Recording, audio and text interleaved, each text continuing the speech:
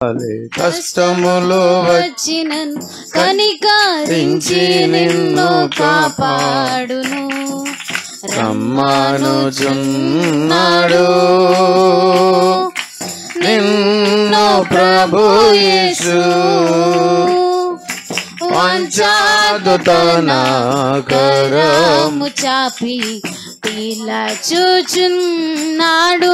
అయ్యా కరము చాపి దిల్లు వేళలో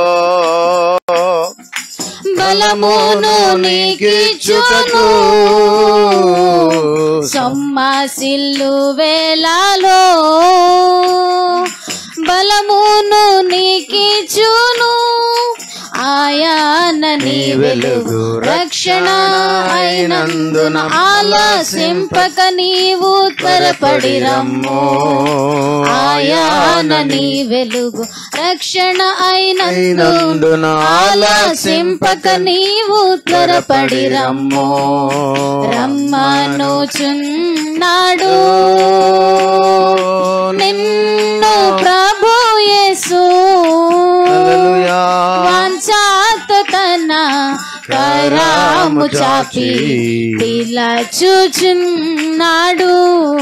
వాంఛాతో తన కరము చాపి పిలచుచున్నాడు. హల్లెలూయా, హల్లెలూయా. ఎనివే మన మనసులన్నీ ఇబ్బందికరమైన పరిస్థితుల్లో ఉన్నాయి కాబట్టి దేవుని వాక్యంలో నుండి రిలేటెడ్గా కొన్ని విషయాలు నేను మీకు చూపించి ముగిస్తాను. తెస్సలోనీయులకు రాసిన పత్రిక, మొదటి పత్రిక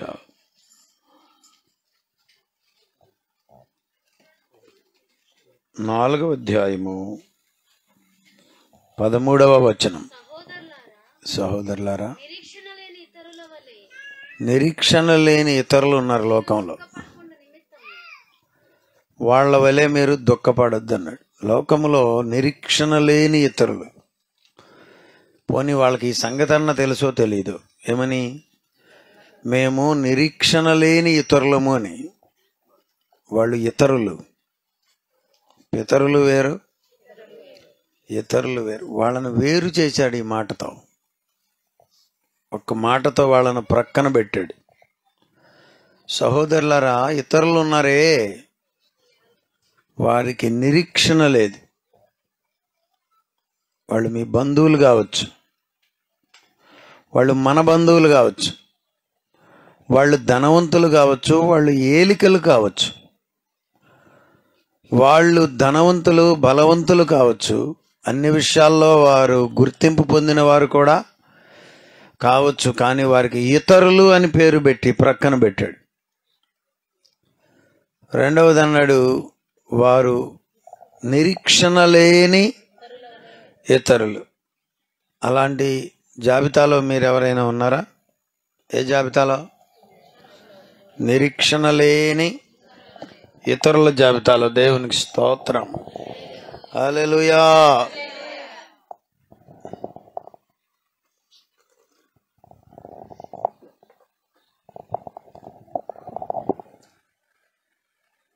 నిరీక్షణ లేని ఇతరులు ఉన్నారే, వాళ్ళు దుఃఖపడతారు. మనం పడమా?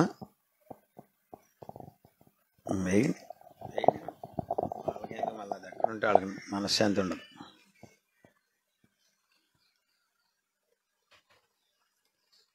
నిరీక్షణ లేని ఇతరులు దుఃఖపడతారంట.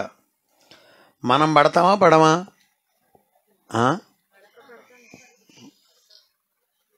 దుఃఖపడతామా?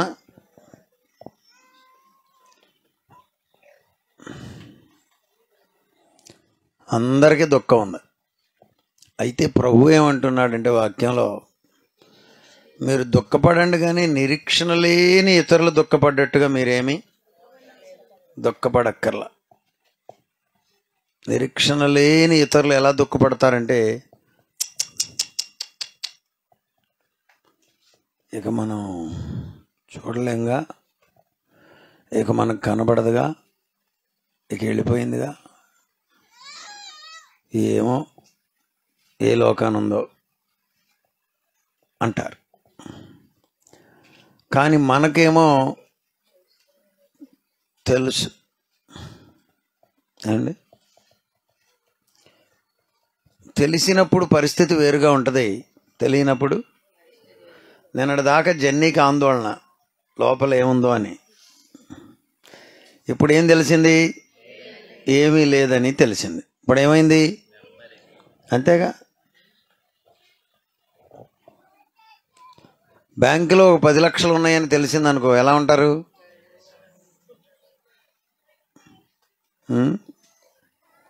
అది ఎవడన్నా దొంగతనం చేశాడని తెలిసిందనుకో, అప్పుడు ఎలా ఉంటారు? తెలుసా మీ సంగతి? మీకు అసలు ఏం తెలుసు? బ్యాంకులో ఉన్న డబ్బులు కూడా దొంగతనాలు చేస్తున్నారు. ఏదో ఒక లింక్ పెడుతున్నారంట, ఆ లింక్ మీద క్లిక్ చేస్తే మొత్తం పోతున్నాయండి. మీ ఇంటికి వచ్చి ఏదో కథ చెప్పి ఆధార్ కార్డు ఏదో అడుగుతున్నారంట, ఇది నొక్కు అది నొక్కు, ఒకసారి ఫోన్ ఇవ్వంటున్నారంట. మొత్తం బ్యాంక్ వాళ్ళు దానికి ఏం బాధ్యులు కాదు.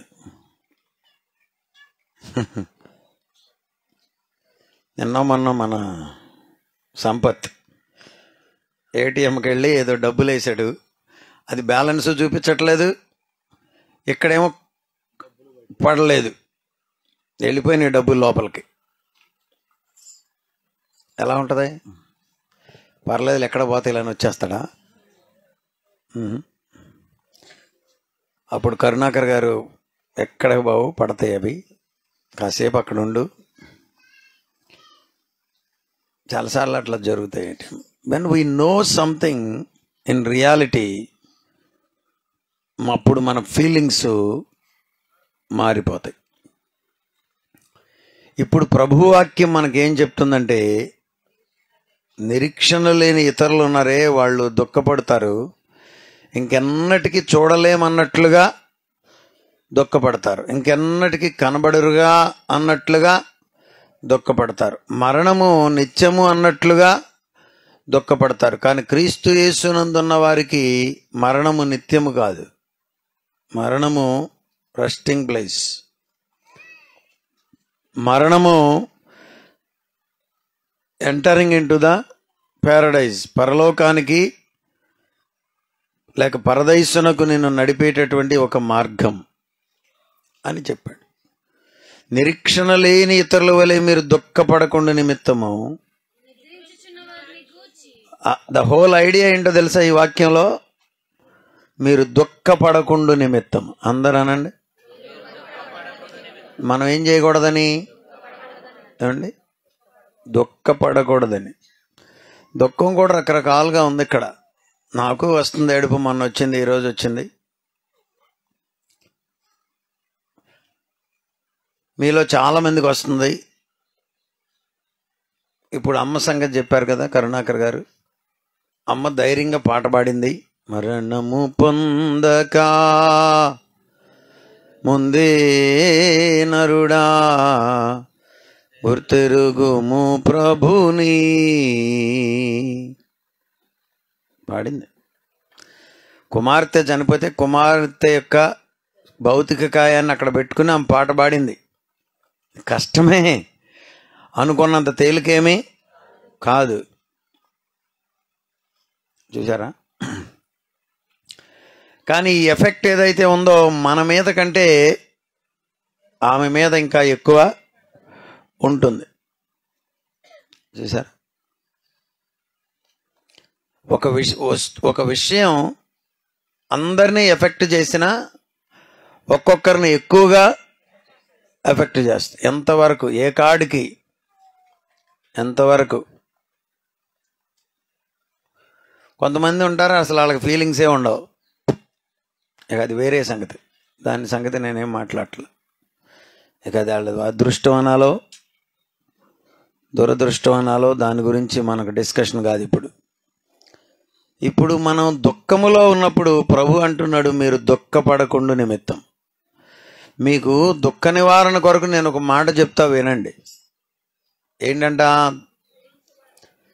మీరు దుఃఖపడకుండా నిమిత్తము నిద్రించుచున్న వారిని గూర్చి మీకు విషయాన్ని తెలియజెప్పాలనడం నాకు ఇష్టంగా ఉంది, మీకు తెలియకుండా ఉండడమేమో మాకు ఇష్టము లేదు. అంటే దాని అర్థం ఏంటి? మీకు చెప్పాలని మాకుంది. స్తోత్రం, హల్లెలూయా. ఏం చెప్పాలనుకుంటున్నాడంట? నిద్రించుచున్న వారిని గూర్చి. స్తోత్రం, హల్లెలూయా. అంటే మృతి నొందిన వారిని గురించి. బైబిల్ మరణాన్ని నిద్రగా పరిగణించింది. ఈ సంగతి మీ అందరికీ తెలుసు.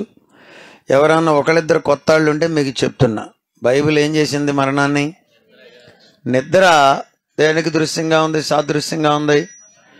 మళ్ళా మేల్కొనడానికి సాదృశ్యంగా. నిద్రపోయిన వాళ్ళు మళ్ళా తిరిగి లేస్తారు. అట్లాగే మృతి నొందిన వారు కూడా మళ్ళా తిరిగి లేస్తారు. ఇప్పుడు ఒక ప్రశ్న వేస్తున్నాను, సరిగా ఇటు చూసి చెప్పండి. మీరు ప్రభువునందు నమ్మకం ఉంచి మృతి నొందిన వాళ్ళే తిరిగి లేస్తారా? అందరూ తిరిగి లేస్తారా?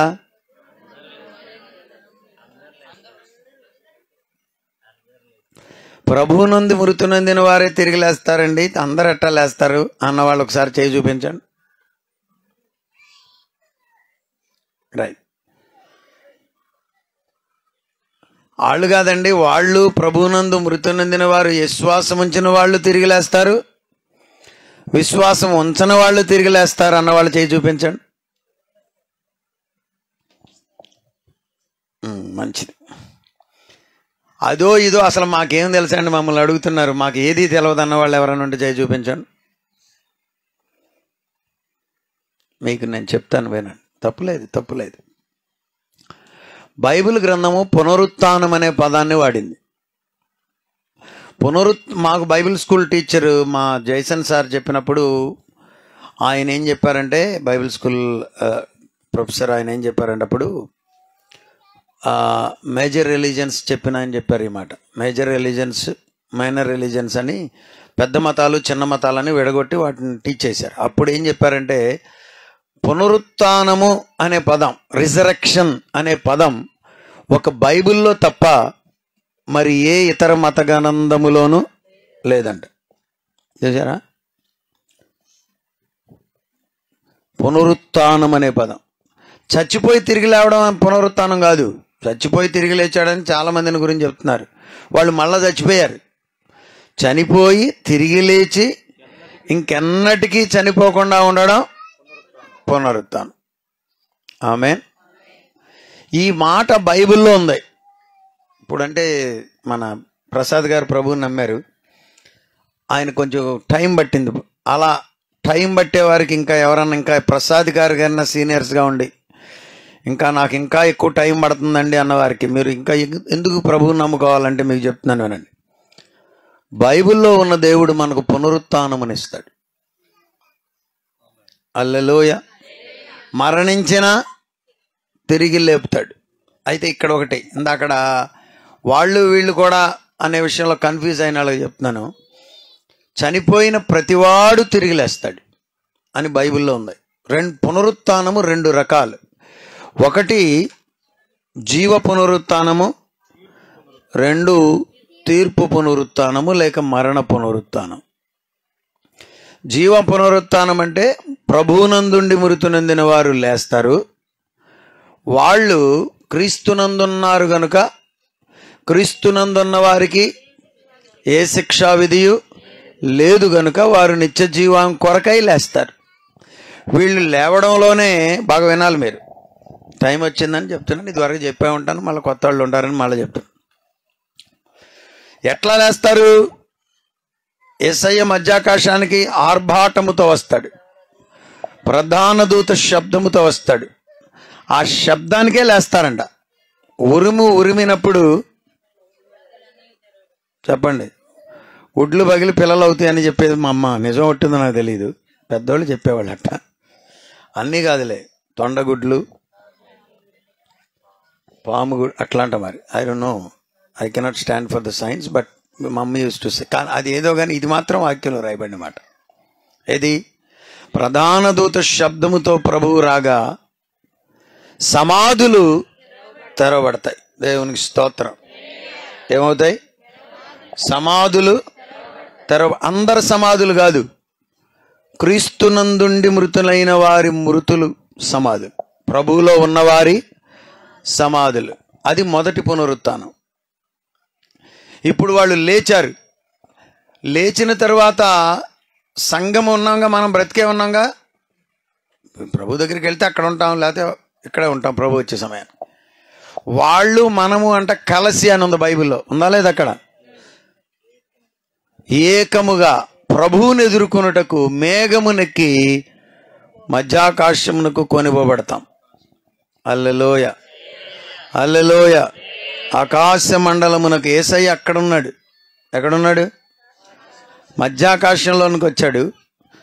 ఆయన ఆర్భాటముతో వచ్చినందున, ప్రధాన దూత శబ్దముతో వచ్చినందున, archangel made a big sound. Archangel అంటే అదే ప్రధాన దూత. ఈ మధ్య ఆర్చ్ బిషప్ అంటున్నారు, అది కూడా అందులో నుంచి వచ్చింది.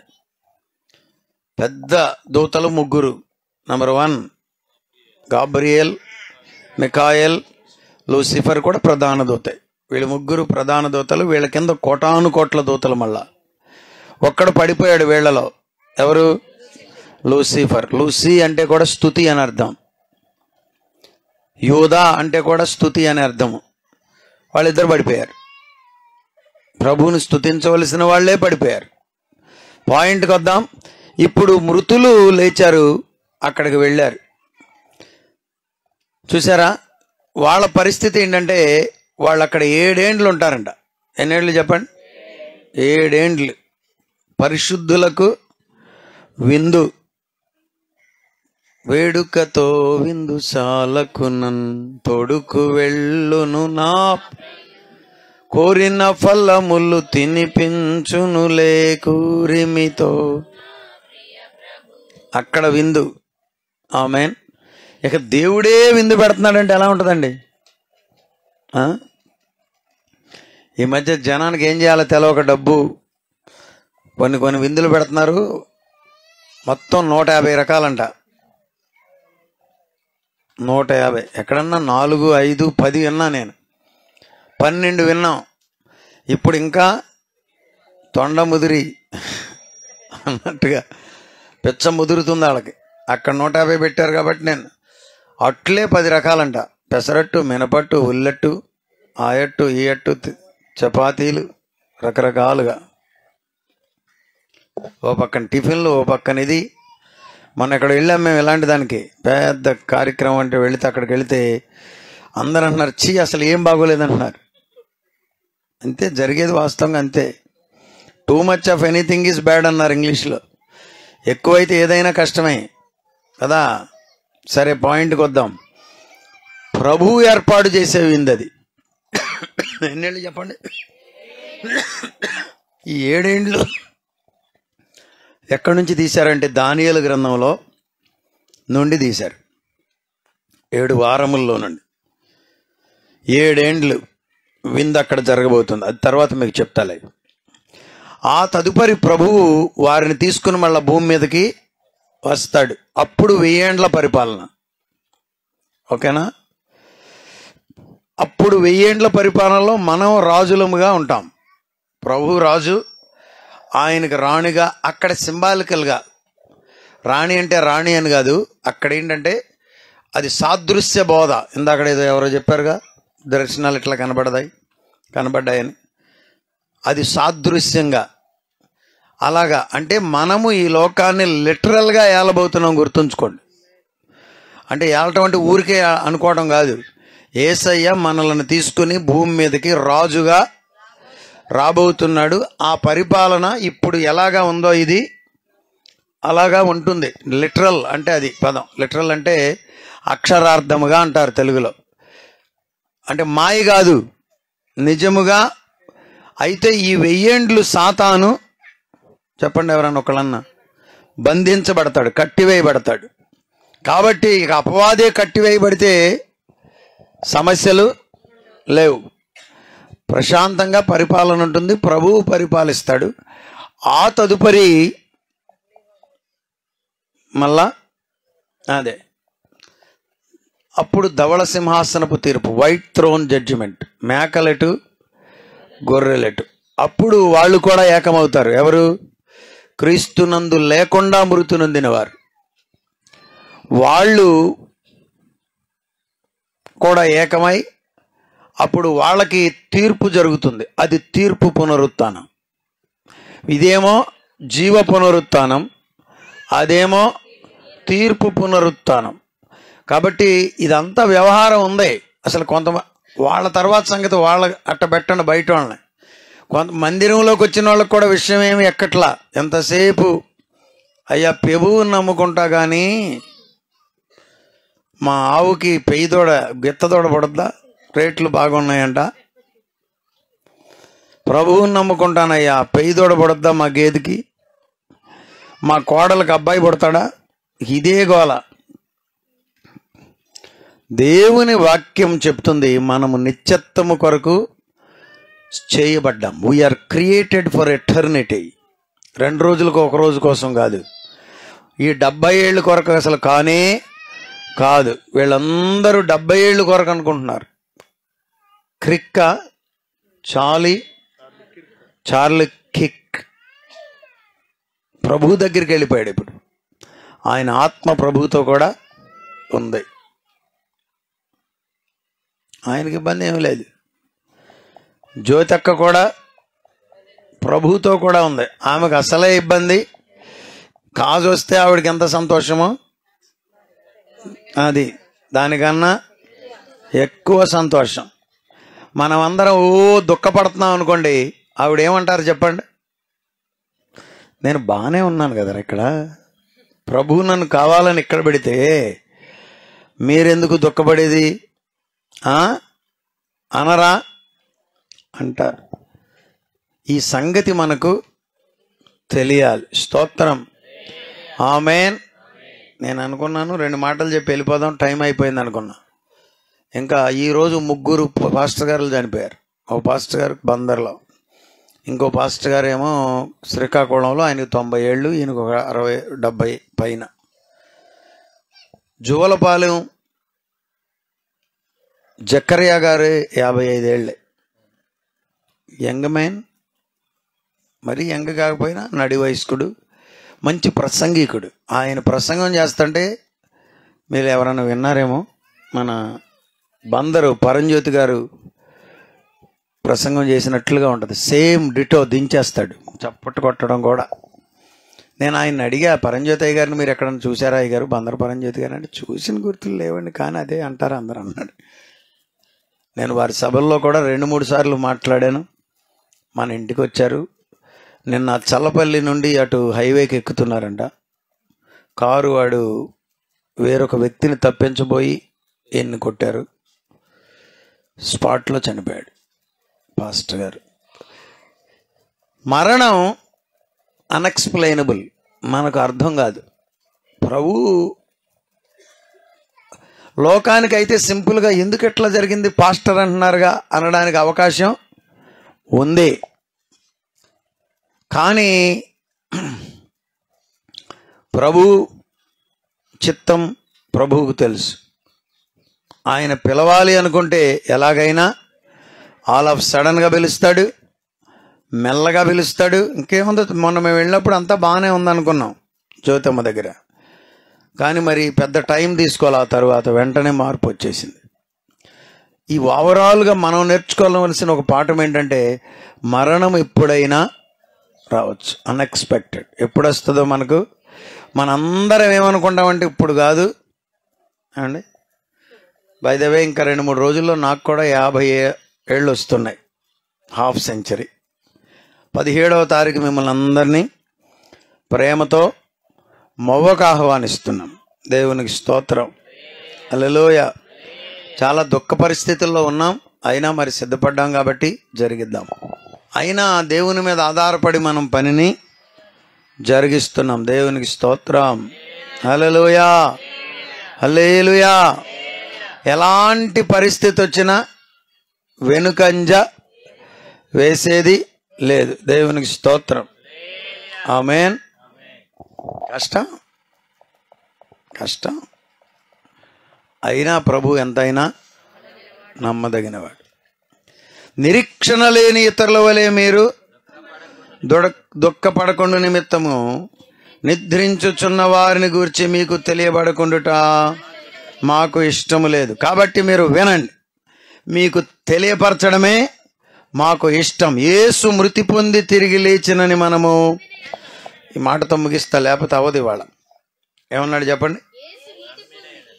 యేసు మృతి పొంది తిరిగి లేచాడు. ఆమేన్. యేసయ్యలో ఉన్న స్పెషల్ ఏంటో చెప్పండి ఎవరన్నా. ఓ లివియా చెప్పమ్మా. లివియానా నీ పేరు? యేసు, what is the speciality of Jesus Christ? చెప్పండి పిల్లలు, మీరు చెప్పండి. యేసులో ఉన్న ప్రాముఖ్యత ఏంటమ్మా చెప్పరా? మరణం గెలిచి తిరిగి లేచాడు. మరణం గెలిచి తిరిగి లేచి యేసయ్య. ఇవాళ గట్టిగా చెప్తున్నా నీకు ప్రాంప్టింగ్. మీరిద్దరు చెప్పండి అమ్మా, యేసులో ఉన్న స్పెషాలిటీ.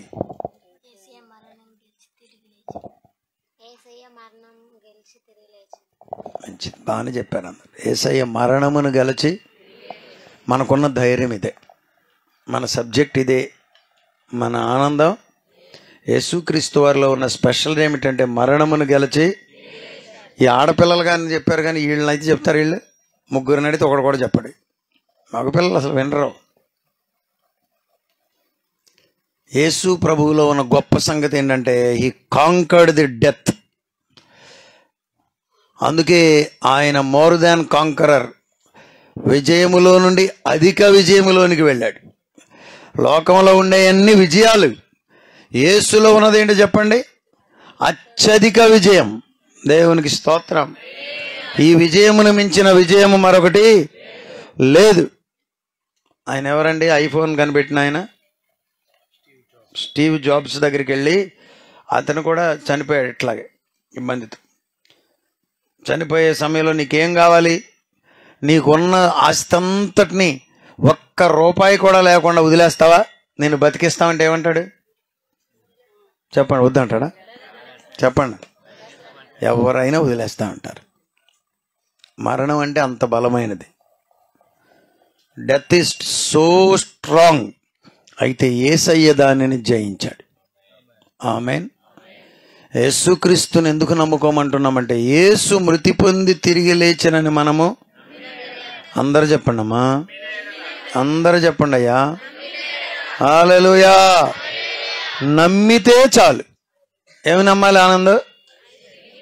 చెప్పండి. యేసు మృతి పొంది తిరిగి లేచాడని మనము. కష్టమా తేలిక?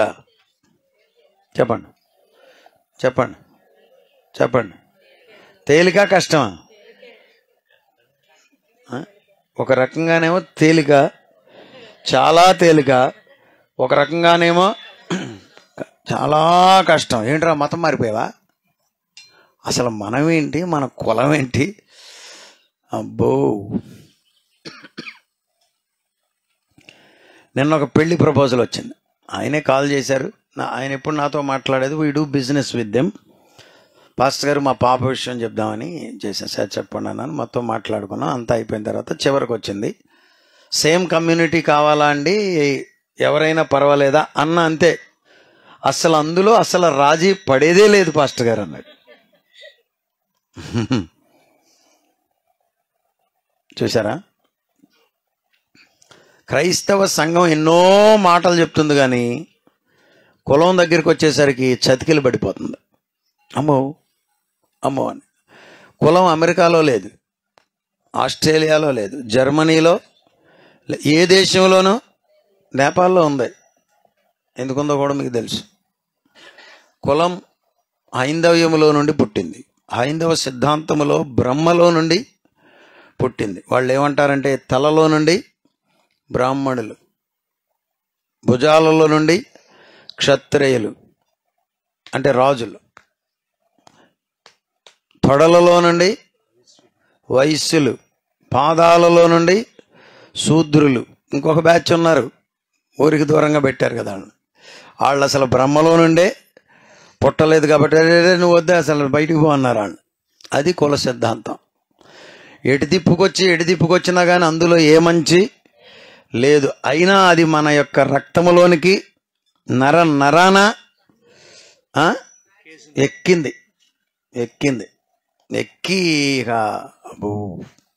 అది అబ్బో అబ్బో అనిపిస్తుంది. మీరు దానిని జయించాలి. హల్లెలూయా, హల్లెలూయా, స్తోత్రం చెప్పండి. కులాన్ని ఎలా జయించాలి ప్రభువా అని మీరు ఉపవాసం ఉండి ప్రార్థన చేసుకోండి. స్తోత్రం. దేవుడు జయమిస్తాడు. ఆమేన్, హల్లెలూయా. మరణము నుండి యేసయ్య తిరిగి లేచాడు. దానిని మనము నమ్మిన ఎడల, అది అక్కడ ఉంది, అది అండర్లైన్ చేసుకోండి మీరు. అదే ప్రకారం అనండి, అందరు అనండమ్మా, అనండమ్మా. ఏ ప్రకారము? అదే ప్రకారం. అంటే యేసయ్య ఎట్లా తిరిగి లేచాడు, మనం అట్లా తిరిగి లేస్తాం. తిరిగి లేస్తావా? నువ్వు తిరిగి లేస్తావు. ఎట్లాగరా అంటాడు సైతాన్ గాడు. ఇదిగో ఎట్లాగంటే యేసయ్య ఎట్లా మృతి పొంది తిరిగి లేచాడో అట్లాగా దేవుడు ఆయనను మృతులలో నుండి లేపాను ఉంది బైబిల్లో. ప్రభువు మనలను మృతులలో నుండి సజీవులుగా తిరిగి లేపుతాడు.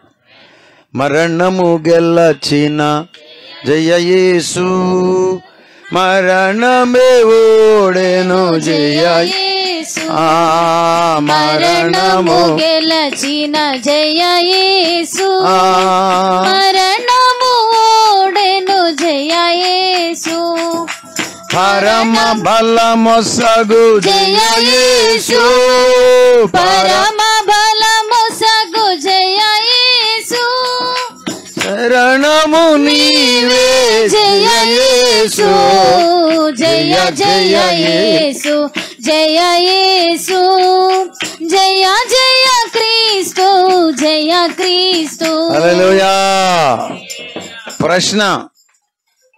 ప్రశ్న ఏమంటారు జన్ని హిందీలో? ఇంకా సవాల్ బి బోల్తాయనా? హిందీలో ప్రశ్నను సవాల్ అంటారు. తెలుగులో సవాల్ అంటే ఛాలెంజ్. ప్రశ్నలోనే గట్టిన ప్రశ్న అన్నమాట. ఏం ప్రశ్న? మరణమును గెలిచిన వాడు ఇంకా ఎవరైనా ఉన్నారా? చెప్పండి, చెప్పండి. మరణమును గెలవడం మాత్రమే కాకుండా నిన్ను కూడా మరణములో నుండి లేపుతానన్నవాడు ఎవరైనా ఉన్నారా? ఉన్నారా? చెప్పండి. ఉంటే చెప్పండి. అది గుర్తుంచుకోండి. మరణమును గెలిచిన వీరుడు యేసయ్యే. స్తోత్రం. అందుకే మేమేమంటున్నామంటే, మైక్ లేదా బయటికి, అందుకే అంటున్నామంటే మీరు కూడా ప్రభువుని నమ్ముకోండి అంటున్నాం. తప్పేమైనా ఉందా? యేసు లేకుండా నీకు మరణమును గెలిచే అవకాశం ఏమీ లేదు. నీవు మరణమును జయించాలంటే యేసుని నమ్మాలి. హల్లెలూయా. నీవు సమాధిని జయించాలంటే యేసుని నమ్మాలి. నీవు మరణము నుండి తిరిగి లేపబడాలంటే యేసుని నమ్మాలి. ఇప్పుడు మరొక చిన్న ప్రశ్న. జ్యోతమ్మ యేసు ప్రభువును నమ్మారా లేదా? మీలో ఎవరికన్నా డౌట్ ఉందా? ఏదో నమ్మినట్టే ఉంది కానండి మొన్న వచ్చినప్పుడు అనేవాళ్ళు ఎవరైనా ఉంటే ఇప్పుడే చెప్పండి. హల్లెలూయా. ఆమె విశ్వాసమును కలిగి ఉన్నారు, ప్రభువుని నమ్మారు, ప్రభువును అంగీకరించారు, బహిరంగంగా ప్రభువును ఒప్పుకున్నారు, ప్రభు కొరకు జీవించారు. స్తోత్రం. హల్లెలూయా. మీరు కూడా ప్రభువుని నమ్మినట్లయితే మనకు మరణము మీద జయం వస్తుంది. 12 అయిపోయింది. ప్రార్థన చేసుకుందాం. చిన్న ప్రార్థన.